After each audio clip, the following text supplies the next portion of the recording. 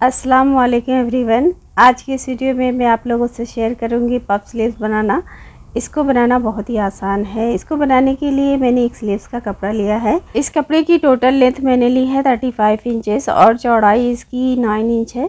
ये सिंगल में 9 इंच है, डबल में 3 इंच रहेगा। तो ये देखिए खुला हुआ साइड इसका इस तरफ रहेगा और ये जो फोल्ड किया हुआ पार्ट है इस तरफ रहेगा। इस तरह से इसको डबल फोल्ड करके रख लेना है।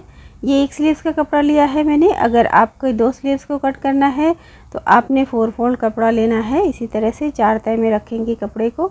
तो यहाँ देखिए ये डबल फोल्ड है सिर्फ एक स्लीव्स के लिए। तो एक स्लीव्स का पैटर्न मैं आपको यहाँ सिखाऊंगी।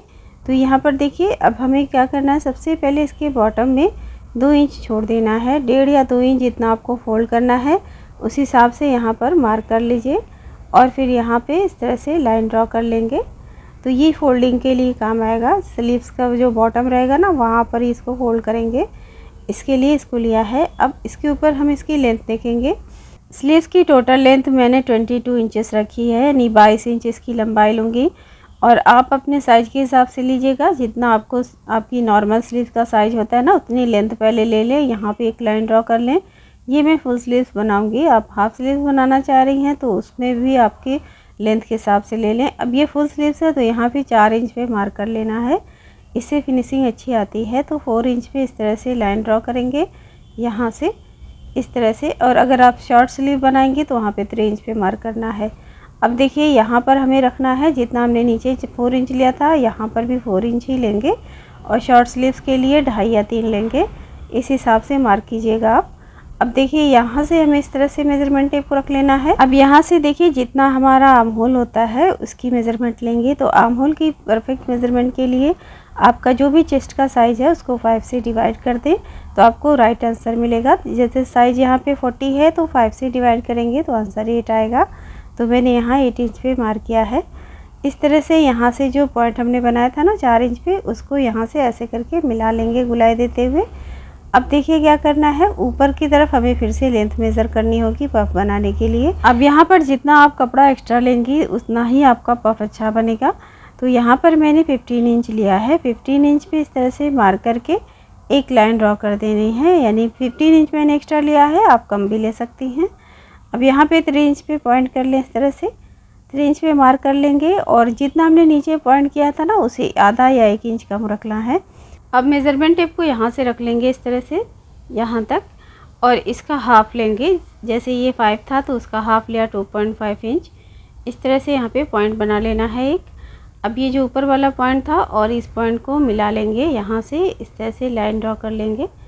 अब ये जो ऊपर कॉर्नर सा बन गया है यहाँ पर गुलाई दे देंगे इस तरह से, 1 इंच अंदर लेंगे और यहाँ से ऐसे गुलाई दे देंगे ऐसे इस तरह से। और नीचे की तरफ भी इसी तरह से गुलाई देते हुए नीचे की जो मार्जिन है ना उसमें मिला देना है इस तरह से इसको मिला देंगे। अब इसका जो बॉटम है यहाँ पे हम अपना कफ राउंड मेज़र करके पॉइंट करेंगे।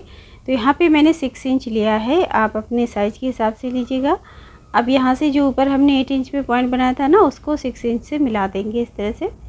अब इसकी मार्जिन के लिए यहाँ 1 इंच एक्स्ट्रा है, इसको इस तरह से मार्जिन बना लेंगे। एक और लाइन ड्रॉ कर लेंगे ऐसे। अब इस लाइन से कटिंग करना शुरू करेंगे, यहाँ से इस तरह से इसकी कटिंग कर लेंगे। अब ये जो ऊपर हमने पॉइंट बनाया था ना एक्स्ट्रा कपड़े को, यहाँ से इसकी कटिंग करनी है। इसमें मार्जिन की ज़रूरत नहीं है, इसी तरह से इसकी कटिंग कर लेंगे। तो अब इसकी कटिंग हो गई है देखिए स्लीव्स की। तो इसको इस तरह से ओपन करेंगे। तो यहाँ पर मैंने एक ही स्लीव्स ली है। अगर 2 स्लीव्स है आप तो एक स्लीव्स को पहले हटा लें, एक ही स्लीव्स को रख लें। अब यहाँ से देखिए 1 से 1.5 इंच जो हमने मार्जिन ली थी ना उसको छोड़ देना है और उसके ऊपर से इस तरह से प्लीट्स बनानी है। 1 इंच की प्लीट्स बनाई है मैंने, आप चाहें तो 1.5 या 2 की भी बना सकते हैं, चौड़ी भी बना सकते हैं।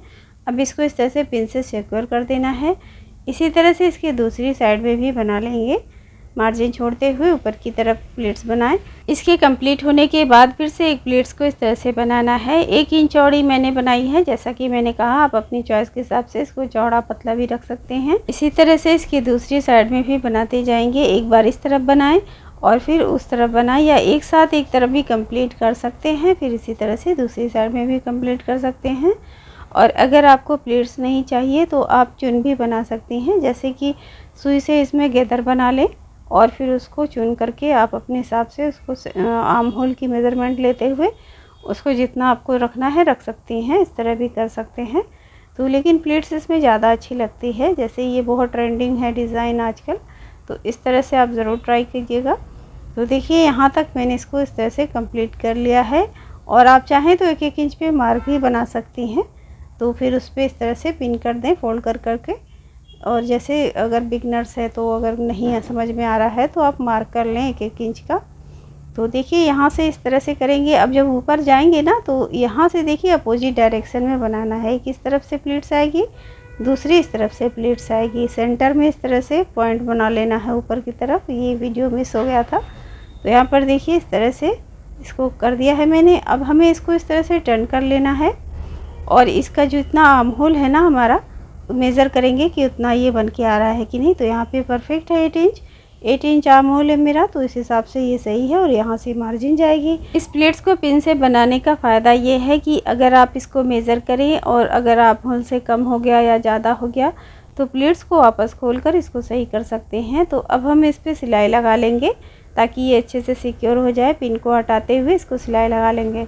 अब देखिए यहाँ से इस तरह से पिन को हटाते जाएंगे और सिलाई लगाते जाएंगे। और एक हाथ से जो हमने प्लीट्स बनाई है ना उसको इस तरह से पकड़ कर रखेंगे ताकि ये इधर उधर ना हो।